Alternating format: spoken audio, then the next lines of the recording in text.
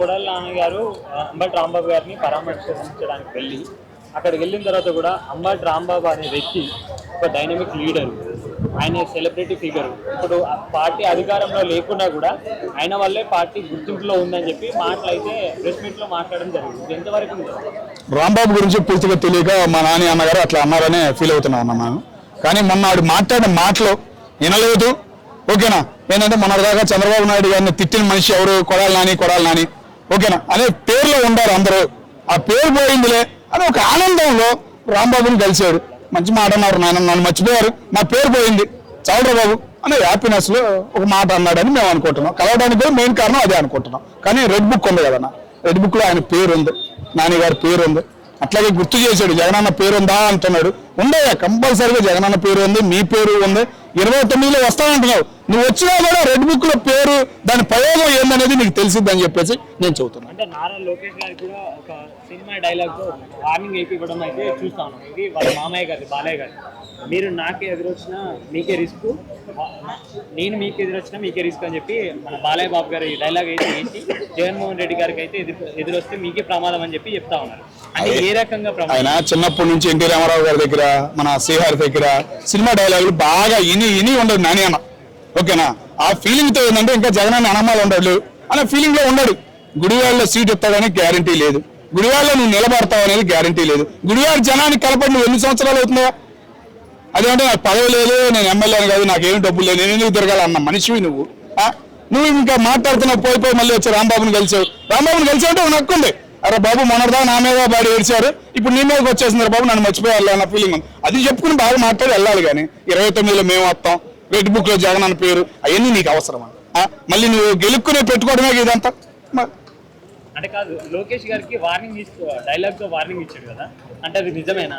లోకేష్ గారు ఇంతకు ముందు మళ్ళీ ఏదో మాట అనే లెక్కనే ఉండడు. లోకేష్ గారు ఏంటి అనేది మంగళగిరిని వెళ్ళి అడుగు. మంగళగిరి కంచికోట ఒకటి, ఓకేనా. ఒకప్పుడు కాంగ్రెస్ పార్టీకి కానీ అక్కడ నిలబడిన ఎమ్మెల్యే కానీ ఆర్కే అని ఉంటాడు, ఆడికి కానీ నెంబర్ 1 కోట. ఆ కోటనే తీసి పక్కన పెట్టి మంగళగిరిలో అడుగు పెట్టి మంగళగిరి మొత్తాన్ని ఆయన వైపు తిప్పుకున్నాడు. ఈ రోజు సామాన్యుడి దగ్గర నుంచి బలిసిన వాళ్ళు ఉంటారు చూసావా, అట్లాంటి వాళ్ళు కూడా అక్కడ ఉండారు. అలాంటి వాళ్ళని కూడా ఈ రోజు ఆయన వెనకమాల పెట్టుకున్నాడంటే లోకేష్ విధానం అనేది తెలుస్తుంది. రీసెంట్ గా అసెంబ్లీలో మాట్లాడారు, ఎంత చక్కగా మాట్లాడారు. ఇచ్చిన వార్నింగ్ ఎట్టా ఉంది, మా నాని గారు వెనక ఆ మాట అని ఉంటాడని నేను అనుకుంటున్నాను. అంటే గుడివాడలో కూడా కొంతమంది టీడీపీ నేతలు ఎవరైతే నాని గారు మాట్లాడిన మాటలకి నువ్వు గుడివాడ వచ్చి కనబడి ఒకసారి, అప్పుడు పరిస్థితి ఏంటనేది అర్థమవుతుంది అని చెప్పి వార్నింగ్లు ఇస్తున్న తరుణం అయితే అక్కడ కనబడుతుంది. దీనిపై మీ స్పందన ఏంటి? గుడివాడ అభివృద్ధి, గుడివాడ నుంచి విజయవాడ రోడ్డు అభివృద్ధి చూసి మళ్ళీ జన్మలో నాని గారు వద్దురా బాబు అన్న ఫీలింగ్ లో అక్కడ ఉన్న జనం ఉన్నారు. కాబట్టి నాని గారు నిలబడతారని కూడా గ్యారంటీ లేదు, నాకెందుకు మళ్ళీ రాజకీయం అనే ఫీలింగ్ కూడా ఉంది. అట్లాగే జగన్మోహన్ రెడ్డి గారు రాంబాబు గారికి సీట్ ఎవరు అనేది పడిపోయింది. కాబట్టి 3 సంవత్సరాలు కొద్దిగా ఏదో పలకరియాలని చెప్పేసి నాని గారు వచ్చి పలకరించారన్న ఫీలింగ్ లో మేము ఉన్నాం. అంటే వచ్చేది మా గవర్నమెంట్, జగన్ వస్తాడు 2029లో, వచ్చేది మేమే. వచ్చిన తర్వాత ప్రతి ఒక్కరిది ఏదైతే నేమ్ రిజిస్టర్ అయి ఉందో బ్లూ బుక్ లో వాళ్ళందరి పని చెప్తామని చెప్పి నాని గారు వార్నింగ్ ఇస్తారు. ఇది ఎంతవరకు నిజం కదా? అంటే ఆ పరిస్థితి దాకా నాని గారు ఇవ్వటం వార్నింగ్ అంటే వేరేగా ఉంటుంది. ఓకేనా, ఏదో ఆనందంలో నా మాయ పోయిందిరా బాబు, అంతా రాంబాబు మీద పడిపోయింది అన్న ఫీలింగ్ లో మాట్లాడిన మాటలు తప్ప నాని వార్నింగ్ ఇవ్వటమో నాని మాట్లాడటం అంటే వేరే ఉంటది. అట్లా మాట్లాడలేదు. ఇవాళ భయం పోయింది వీళ్ళు. ఓకేనా, ఒక పర్లేదు ఓ ఫీలింగ్ లో ఉన్నాడు, నేను చేయరు టీడీపీ వాళ్ళని ఆశలో ఉన్నాడు. కానీ దానికి భయం తగ్గట్టు రెడ్ బుక్ లో నెక్స్ట్ వినపడే పేరు కూడా కొడాలి నాని అన్న గారితే అని మేము అనుకుంటున్నాం. ఇప్పుడు రీసెంట్ టైంలో చూసుకున్నట్టయితే ఆంధ్రప్రదేశ్ పేరుని తెలుగునాడుగా పేర్కొనాలని చెప్పి, అలా పిలువబడాలని చెప్పి గరికపాటి గారు అయితే చెప్పడం జరిగింది. ఇది ఎంతవరకు కరెక్ట్? అంటే అలా మారిస్తే కనుక ప్రజల బతుకులు మారుతాయని చెప్పి ఆయన చెప్తా ఉన్నారు, రాష్ట్ర భవిష్యత్తు మారుతుందని చెప్పి. అది నిజమా?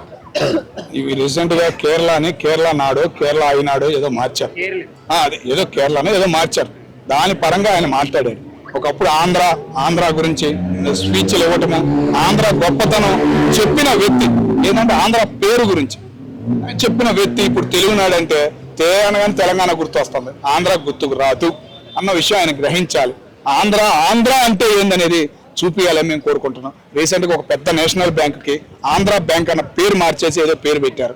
దాని గురించి చాలా మంది బాధపడ్డారు. ఎందుకు పేరు మార్చారు అనే దానికి ఇప్పుడు దాకా సమాధానం లేక పేరు మార్చారని చెప్పి చాలా మంది అకౌంట్లు తీసేసేయడం కూడా జరిగింది ఆంధ్ర వాళ్ళు. ఆంధ్ర అంటే అంత ఉంటుంది. విశాఖలో మొదలయ్యి చిత్తూరు దాకా రాయలసీమ, ఆంధ్ర, సీమాంధ్ర, కోనసీమ రకరకాలుగా పిలుచుకుంటారు. కానీ ఆంధ్ర అనే పదం అనేది బయటికి ఎక్కడికి వెళ్ళినా దాని ఆదరణ అనేది చాలా ఉందని గుర్తించాలని చెప్పేసి నేను కోరుకుంటున్నాను. అంటే ఈ పేరు ప్రక్షాళన పైనే చంద్రబాబు నాయుడు గారి దగ్గరికి ఈ విషయాన్ని కనుక తీసుకెళ్తే, ఆ బిల్లు పార్లమెంట్ లో కనుక పెడితే ఆమోదం చెంది ఆ పేరు అనేది మారుతుంది అని మీరు అనుకుంటున్నారు? లేదన్న, లేదు. ఎవరికి ఇష్టం ఉండదు అన్న. ముఖ్యంగా ఆంధ్రాలో పుట్టిన వాళ్ళకి ఎవరికి ఇష్టం ఉండదు.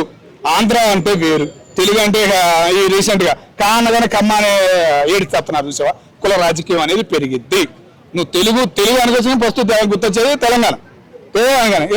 కూడా ఏదో తిమ్మ జాతి అనే జాతుల పేర్లు వచ్చే వివేచన మొదలయ్యిద్ది. ఆంధ్ర అనేది ఆంధ్రాగానే కొనసాగాలని మేము కోరుకుంటున్నాం.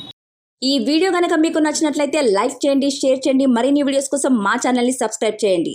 మీ అభిప్రాయాలు మాకు కామెంట్స్ రూపంలో చెప్పండి. మరిన్ని వీడియోస్ కోసం మా ఛానల్ని సబ్స్క్రైబ్ చేయండి.